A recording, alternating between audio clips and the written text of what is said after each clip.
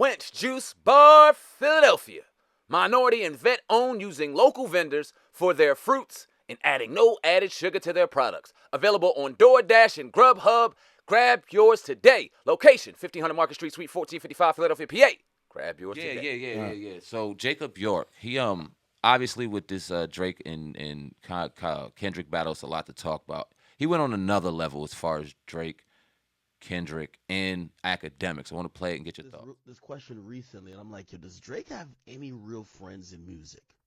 You know what's interesting about this guy? Is he's dying to be Drake's one and only friend. Like, I think he would tattoo Drake's name on his tonsils. Like, this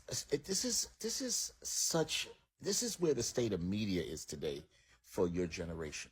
Is that a guy like him, who is obviously just a Drake fan with a platform, gets to be the answer. He gets to be the answer. He gets to be the word. He gets to be the information you guys have. He's literally sitting here talking about, does Drake have any friends in the music? Because Drake has given people the stimulus package. And he's given them their ability to have the biggest records. So let's go back in days and let's use Mariah Carey. When Mariah Carey put ODB, when Puff put ODB on Mariah Carey's remix, and it was a big hit, do you really think that Mariah Carey went and got a Diddy remix because she was thinking about giving Diddy a stimulus package? Do you think when Michael Jackson put Criss Cross on his records, or when he put Heavy D on his records, when he put Biggie on his records, when he put all these people, he was thinking, hey, or anybody else, he was thinking, I need to give them the stimulus package? Do you think when Janet Jackson with Q-Tip, but we can name them, right? Drake went and did records with these guys because they had an audience that he needs and they had a credibility that he needs. He was commercial. He toured with Future because Future brought a male, urban, underground, hip-hop, ghetto crowd to him. He didn't give Future a stimulus package. Future was selling records before he met Drake. Now, if Madonna decides today to merge with Drake, if she was at her height when she rapped with urban artists, or let's look at 2024 and let's look at 1999. Say let's put Madonna and Drake together. Or when Madonna did what she did with Britney Spears, it was introducing her crowd to that and their crowd to her. This philosophy, the reasons why people, Kendrick tried to tell you that y'all were out of touch with reality. Drake didn't give them the stimulus package. They both symbiotically helped each other. This narrative that Drake helped them and they didn't do anything for Drake is BS. Artists like Drake, who are super commercial, needs credibility to continue, especially in a market like hip hop. What do you think? Why do you think Taylor Swift raps with Kendrick Lamar? Why do you think all of these artists that have commercial access go to rappers to do features? It's I'm giving you the stimulus package. Oh no, they are cosplaying a version of commercialized urban music or black music. So they need a sense of credibility. So they have to get someone black that has an audience that is pure within the culture to rap on their record, to second it. Why do you think a lot of the Korean artists that do K-pop are doing that? So again, this philosophy that Drake is giving people the stimulus package is why we say this is a per capita mentality and why y'all are colonizers. You guys come to Africa and you say, oh, we're helping y'all. Well, if you wasn't here, we'd be fine. You tell people that country isn't blues. You tell us that we're helping you with rock and roll. No, you took rock and roll from us. You guys got to stop this mentality. Cut it out. Drake did not rap with anyone he did not need to rap with. Versace was popping. McCone was popping. We can keep going. Future was doing, same damn time was out before Drake. 21 Savage was out before Drake. The Migos record was hot already. Drake went out and same way Jay-Z might have done that with other artists, like when he did it with the Her record. He needed the central, Southwest. So he rapped on Her because he knew Juvenile can give him that audience that he didn't have. But this philosophy that Jay-Z might have brought the Juvenile record to a certain level doesn't change the narrative that the Juvenile record was on its way up and it had a certain audience that Jay-Z needed. Drake and Future rapped together because they had two different audiences that needed each other.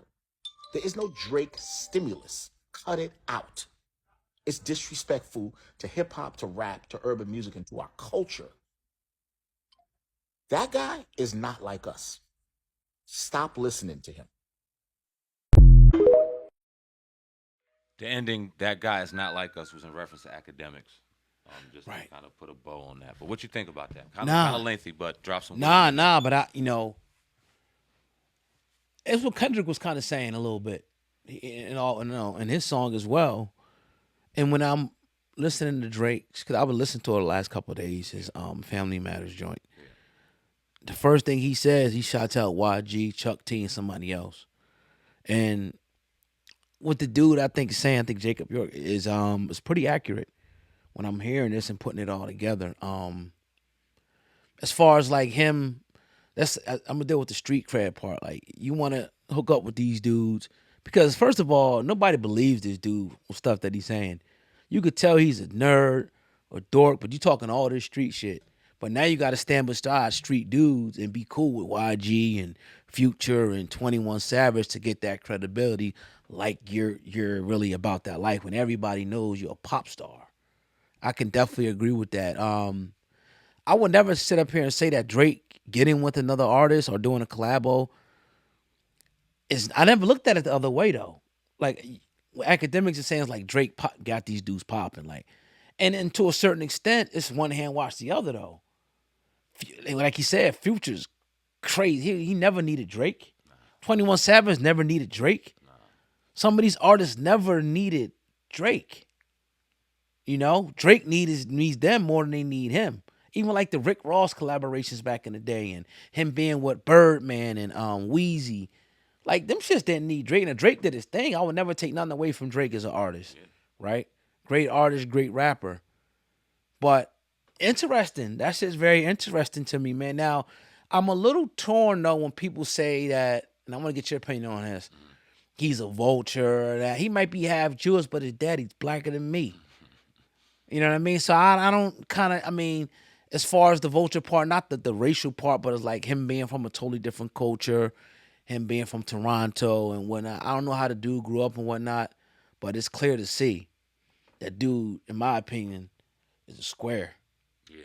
A straight up and down square, a talented square. Yeah, and you know what? To answer that question, we don't know Drake.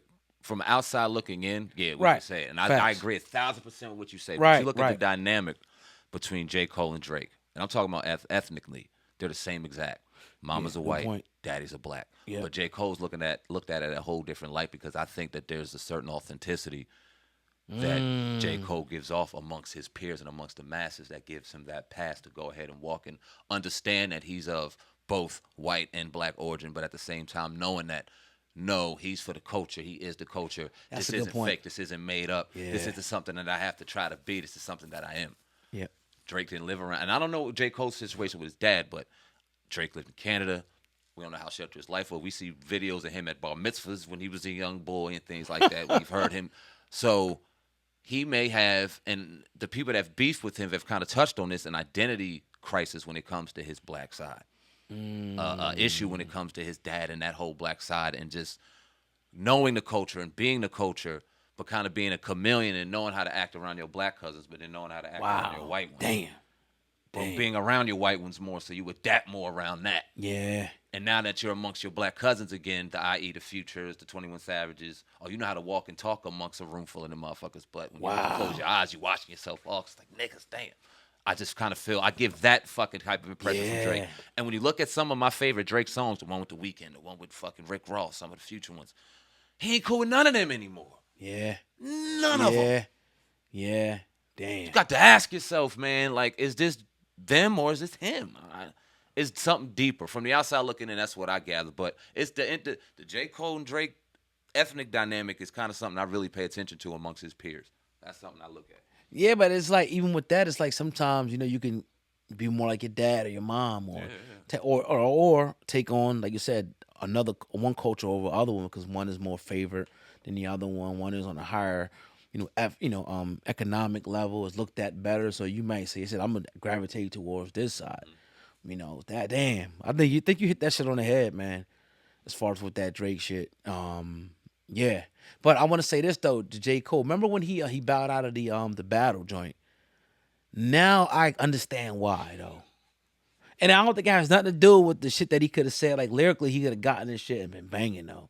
He didn't want to get in the mud shit. The muddy shit. So it was a smart move for him because he's really about this shit. And when you saying that, the culture thing, he really cares about the culture. He ain't just doing this shit to make bread or whatever and get hits and all that. That's a part of it. He want to get his money, but he really cares about the culture. He really cares about the people and the image and how people are seen, bro. That's what I'm starting to notice.